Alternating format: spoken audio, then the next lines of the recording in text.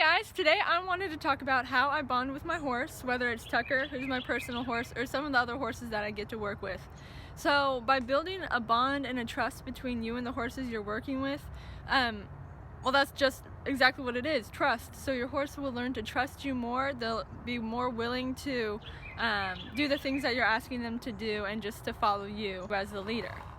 So here are some of my steps, and I found that these work particularly well. Everyone may have different things that they do, but this is what I do with my guys. Alright, so one of the first things I do to bond with my horses is I brush them. So brushing your horse, believe it or not, is actually like a massage to them. It feels good. It helps getting their muscles circulated, helps release tension in their body. It just, introduces your presence to them and let them know that they can associate like that nice touch of being brushed with you. And so they associate you with that good feeling.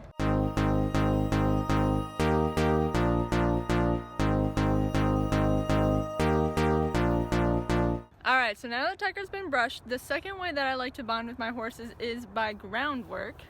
Groundwork is basically just anything you do on the ground with your horse. It allows you to introduce, yourself to the horse, but also your training techniques and what you're going to be asking the horse to do. So there's a saying that if you can't do it on the ground, you probably can't do it in the saddle. This is also another great way to establish respect between the two of you. Believe it or not, horses actually like to have a leader. So this is the way that you can show that you're the leader in the relationship, simply by, teaching them where your boundaries are, your personal space, getting them to step away from your bubble, everything like that. So we're gonna do some groundwork today, and we'll see how it goes.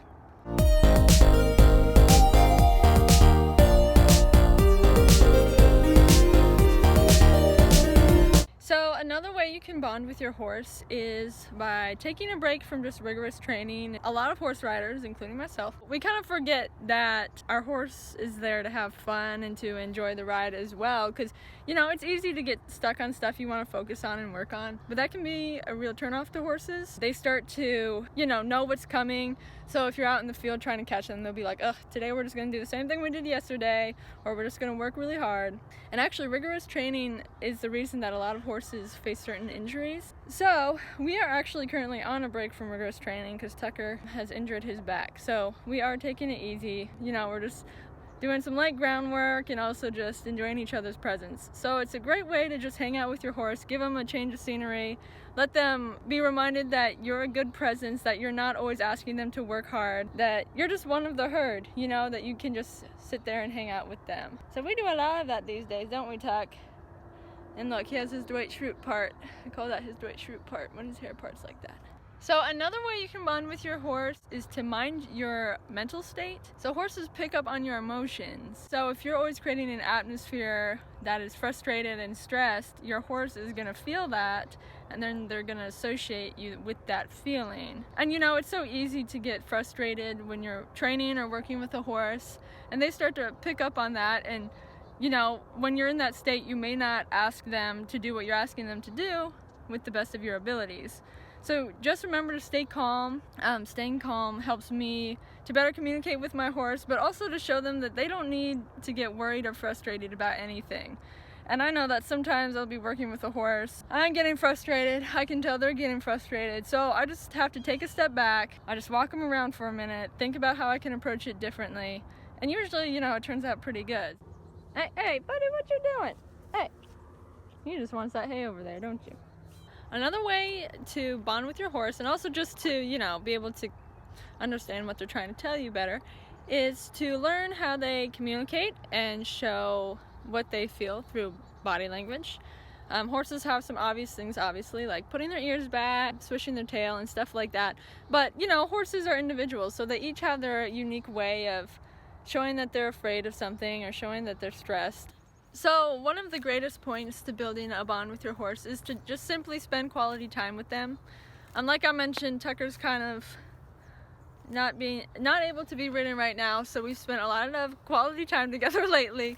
But this is how horses get to know you. Out in the wild they have their herd, and the horses that they're closest with, they spend time with. Like Tucker has a girlfriend out in his field. Her name's Missy. She's a tiny little pony, and anytime I walk out there, those two are together. So it's basically that same concept, is the more you spend time with your horse, the more they're going to become familiar with you and know that you're part of their herd. So another point I've kind of touched on is to create positive associations for your horse.